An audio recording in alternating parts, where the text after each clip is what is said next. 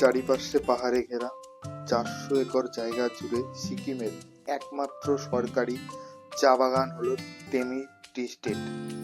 তিস্তা নদী তার সৌন্দর্যকে কিন্তু আরো বাড়িয়ে তোলে।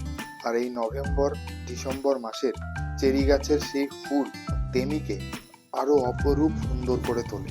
আর এই সৌন্দর্যকে নিজের চোখে না দেখলে ঠিক শান্তি পাচ্ছিলাম। তাই বাইক নিয়ে সকাল সকাল নিজের বাড়ি থেকে বেরিয়ে পড়েছিলাম সিকিমের উদ্দেশ্যে, সিকিম তেমি টি স্টেটের উদ্দেশ্যে। আর সেই গল্পটাই আজকে তোমাদের সাথে করব। তাই আর দেরি না করে সোজা চলো মোটো ব্লগিং সেটআপে শুরু করি আজকের যাত্রা। Good morning from Raiganj. Kulik ফরেস্টে আমরা গাড়ি লাগিয়ে জাস্ট এই কাকার দোকানে আমরা একটু চা ফা খেলাম। লেভেলের ঠান্ডা আজকে, তো এই ঠান্ডার জন্য আমরা একটু ধীরেই আসলাম।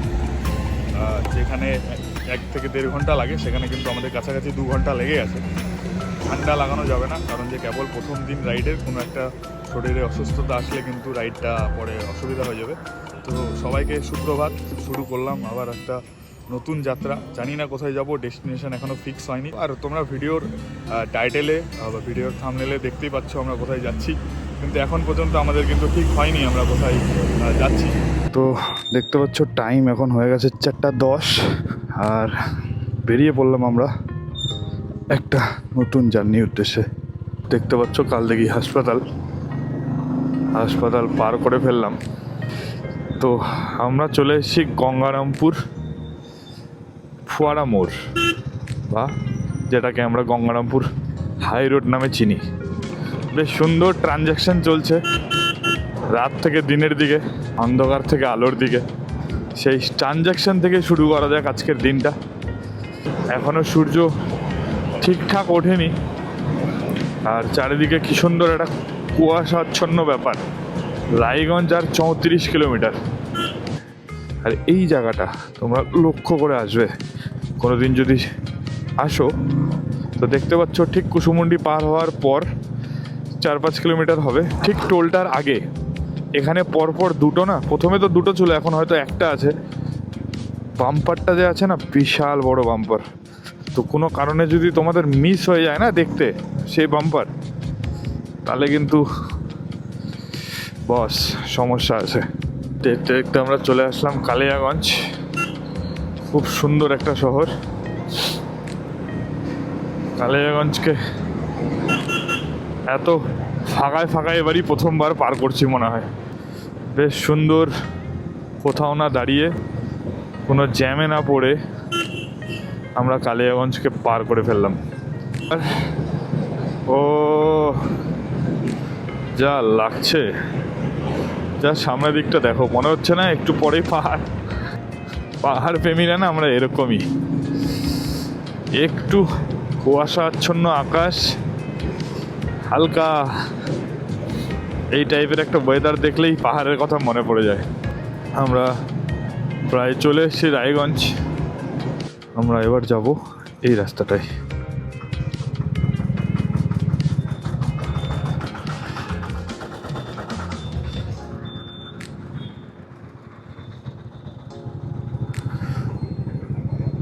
চলো, এটা শিলিগুড়ি মোড়। হাতের ডান দিক দিয়ে আমরা চলে যাচ্ছি ডালখোলার দিকে। কুলিক ফরেস্ট, কুলিক পক্ষী নিবাস। এখানে এই শীতকালীন সময়ে দেশ বিদেশ থেকে কিন্তু প্রজননের জন্য পাখিরা আসে। চলো, দাঁড়াই গেলাম এখানে। সাধারণত এখানেই আমরা দাঁড়াই।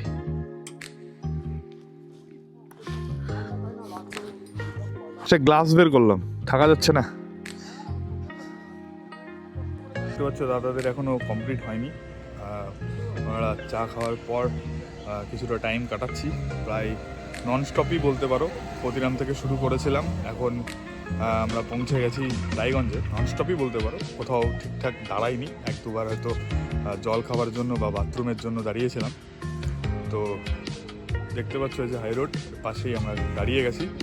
তো নেক্সট যেখানে যাচ্ছি আবার মোটো ব্লগিং সেটআপে তোমাদের সাথে দেখা হচ্ছে। কিষানগঞ্জ 28, শিলিগুড়ি 127, আর হাতের বাঁ দিকে পূর্ণিয়া 42 কিলোমিটার। তো আমরা এখন শিলিগুড়ির দিকে যাব, হাতের ডান দিক দিয়ে। দেখতে পাচ্ছ এই ওভারব্রিজ আছে, এর ঠিক নিচ দিয়ে হাতের ডান দিক দিয়ে আমরা বেরিয়ে যাব শিলিগুড়ির দিকে। এখান থেকেই আমরা NH-12কে ছাড়লাম, জয়েন করলাম NH-34। আপ টু শিলিগুড়ি অবধি আমরা এই রাস্তাতেই থাকবো। বাগডোগরা 177, ঈশানগঞ্জ 27 কিলোমিটার। তো একটা জিনিস লক্ষ্য করছি, রাস্তাটার ঠিক এটা মিডিল, তো এই সাইডটাতে আর মিডিলে কিন্তু মাঝে মাঝে গর্ত বা খারাপ আছে, যে দেখতে পাচ্ছ এই যে। তো বাকি এই সাইডটায়, মানে এই সাইডটায় রাস্তা কিন্তু ভালো, হাইওয়েতে টোটো। এ মাঝে মাঝে রাস্তার পাশে এরকম টাইপের ডিভাইডারগুলো কিন্তু খুব খতরনাক। এই যে আমার দাদারা মনে হয় দাঁড়িয়ে আছে সামনে, এই যে দেখতে পেয়ে গেছে। কতক্ষণ ধরে দাঁড়ায় আছো? 10 মিনিট। আপাতত রায়গঞ্জ থেকে এই অবধি, ডালখোলা অবধি যে আসলাম, রাস্তা কিন্তু খুব সুন্দর ছিল। বলে যে আমি মেয়ের দিকে তাকাই না, তার মানে তার ডাক্তার দেখানোর প্রয়োজন আছে। ঠিক নর্মাল না সেটা, সেটা নর্মাল না। ঠিক। প্রত্যেকটা পুরুষ প্রতিটা মেয়ের দিকে তাকাবে, প্রতিটা মেয়ে প্রত্যেকটা পুরুষের দিকে তাকাবে, এটাই স্বাভাবিক। সেটাই খারাপ হওয়ার কিছু নেই। না, ঠিক। খারাপ তাকানোটাই ভালো, তো এই ব্যাপারে সঞ্জয় দা কিছু বলছে না। কিন্তু খারাপ পদক্ষেপটাই বাজে। ঠিক ঠিক ঠিক, খারাপ নজরটাই বাজে। তাকানোটা কোনো বড় বাজে ব্যাপার না, কিন্তু খারাপ নজরে তাকানোটা বাজে। ঠিক ঠিক। চলবে আরো আধা ঘন্টা 40 মিনিট। এরপরে আর কোথায় আছে? 9টা বাজে, 9টা।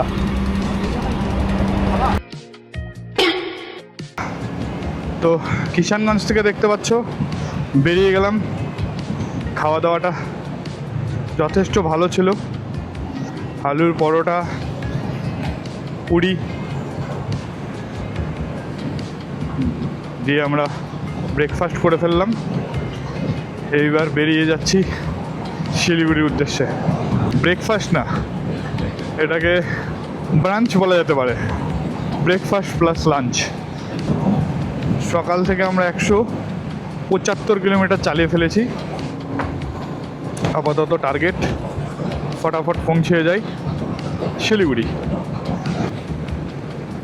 এইবার আমি জানি না ক্যামেরাটা, মানে মাইকটা অটোমেটিকলি কানেক্ট হলো কি না, সুযোগই তো পাচ্ছি না। ম্যাগনেট মাউন্টের যে স্ট্রিপগুলো আমি লাগিয়েছিলাম, ওটা থেকে অটোমেটিকলি আঠা খুলে গেল। 3mm টেপ লেখা ছিল, কিন্তু অরিজিনাল 3mm টেপ বলে আমার মনে হয় না। আঠা অটোমেটিক খুলে গেল মাইক হাতে। ফেবিকুইকটা থাক দিলে আমার মনে হয় লাইফ টাইম হয়ে যেত। এই স্টেশন পার হয়ে যাচ্ছে আমাদের পাশে, পাঞ্জিপাড়া স্টেশন। হুটহাট করে একটু যদি চোখ লেগে যায় না, কোথায় এদিক ওদিক গাড়ি চলে যাবে কোনো ঠিক ঠিকানা নেই, বিপদ হয়ে যাবে। তার জন্য একটু টানতে হবে, কারণ স্ট্রেট রাস্তা তো খারাপও নেই। মানে এই রাস্তায় যেমন এক্সপেকটেশন রাখি আমরা, যেমন থাকা উচিত, তার চেয়ে অনেকটাই কম। আমরা ঢুকে গেলাম ইসলামপুর বাইপাস। বাইপাসে যে লরি লাইন, একটু মুশকিল হয়ে গেল। আচ্ছা, সিগন্যাল আছে, বেরিয়ে যাই। বাহ, রেড সিগন্যাল হয়ে গেল। বাড়ি থেকে এক্স্যাক্ট 196.1 কিলোমিটার পার করে আমরা ঢুকে গেলাম ইসলামপুর বাইপাস। এইটাতে গেলে ইসলামপুর বাইপাস দিয়ে যাব, আর সেই রাস্তাটা সোজা গেল।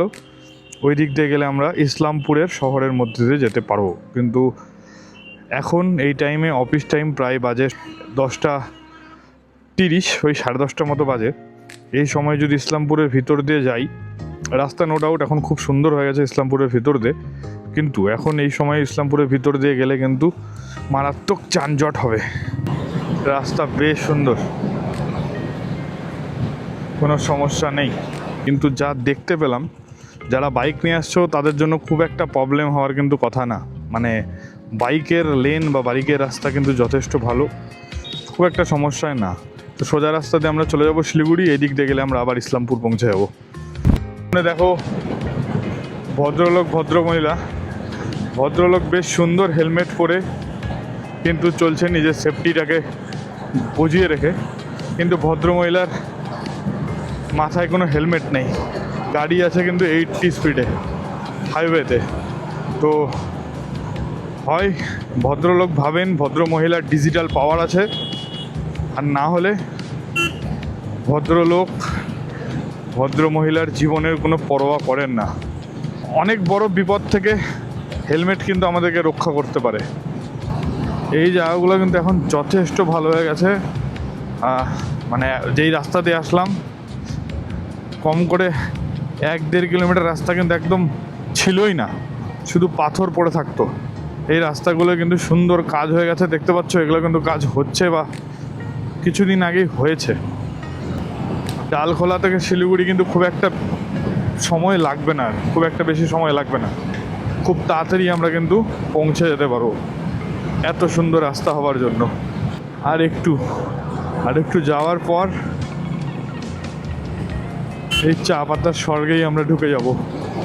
অলরেডি কিন্তু পাহাড় দেখা শুরু হয়ে গেছে, মানে পাহাড় দেখতে পাওয়া কিন্তু শুরু হয়ে গেছে। ওই দেখো মেঘের নিচে পাহাড়ের রেঞ্জটা কিন্তু দেখা যাচ্ছে, জানি না গোপ্রোতে কতটা দেখা যাচ্ছে। শিলিগুড়ি যাওয়ার শেষ টোল প্লাজা বাড়ি থেকে 200, বাড়ি মানে প্রতিরাম থেকে 246 কিলোমিটার দূরে আমরা পৌঁছে গেলাম। শিলিগুড়ি যাওয়ার শেষ toll plaza Ghoshpukur toll plaza আমরা পার করে ফেললাম। সিআরডি নামে একটা বাইক শপ আছে সেবক রোডে, সেইখানটাতে আমাদের একটু যাওয়ার প্ল্যান আছে।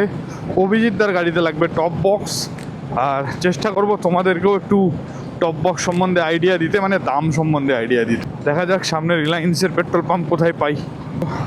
ঢুকে গেলাম বাগডোগরা রাস্তা, উপর দিয়ে যে রাস্তাটা যাচ্ছে ফ্লাইওভারটা যাচ্ছে ফুলবাড়ির দিকে, ফুলবাড়ি হয়েই চলে যাবে আসাম।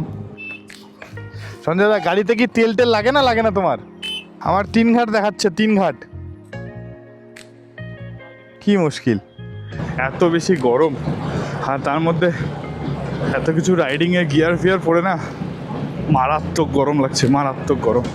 ভয় পাচ্ছি BS6 গাড়ি আর নতুন গাড়ি, এর মাইলেজ সম্বন্ধে আইডিয়াই নেই। ফ্লাইওভার ধরে নিলাম, এখনও বাগডোগরা এয়ারপোর্ট আসেনি, খুব কাছাকাছি আছে। এই দেখো প্লেন উঠছে। বাগডোগরা 8 কিলোমিটার। অভিজিৎদার একটু ঘুম পাচ্ছে, তাই একটু বেশিক্ষণই দাঁড়ালাম। Richa Ghosh world cup winning team member, তার ছবি লাগানো, বাও।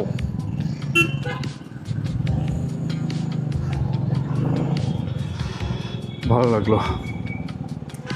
এইবার ঢুকে গেলাম শিলিগুড়ির জ্যামের মধ্যে। এই রাস্তায় চলে যাবে বাগডোগরা স্টেশন। শিলিগুড়িটা না 10টার মধ্যে ঢুকলে ভালো হতো, আমাদের একটু লেট হয়ে গেছে। একটু ফাঁকা পেলেই বেরিয়ে যেতে হবে। বাড়ি থেকে প্রায় 270 কিলোমিটার পথ অতিক্রম করে আমরা পৌঁছে গেলাম সিআরডি বাইকার স্টোরে। অভিজিৎদার জন্য নিতে হতো টপ বক্স, তো টপ বক্স অলরেডি আমাদের পছন্দ হয়ে গেছে। মারাত্মক লেভেলে ভিড় ছিল, তাই ভিডিও করা যেতে পারেনি। এই যে দাদার ইনস্টাগ্রাম কিন্তু আমরা ফলো করে সেখানে গেছিলাম। এখানে কিন্তু বিভিন্ন ধরনের হেলমেট থেকে শুরু করে বাইকে বা বাইকারদের লাগা প্রয়োজনীয় সকল জিনিসের কিন্তু এখানে সঠিক মূল্যে তোমরা পেয়ে যাবে। সেবক রোডে ট্রাম শোরুম, তার বিপরীতে এনাদের দোকান, আর এনাদের কাছে কিন্তু শুর সবচেয়ে বেশি কালেকশন এখানে আছে, এবং তোমরা কিন্তু হোলসেল রেটে কিন্তু এখান থেকে পেয়ে যাবে শু। তাছাড়াও হেলমেটও তোমরা হোলসেল রেটে কিন্তু পেয়ে যাবে। যাদের রাইডিং সংক্রান্ত বিভিন্ন জিনিস দরকার তোমরা কিন্তু এখানে যোগাযোগ করতে পারো।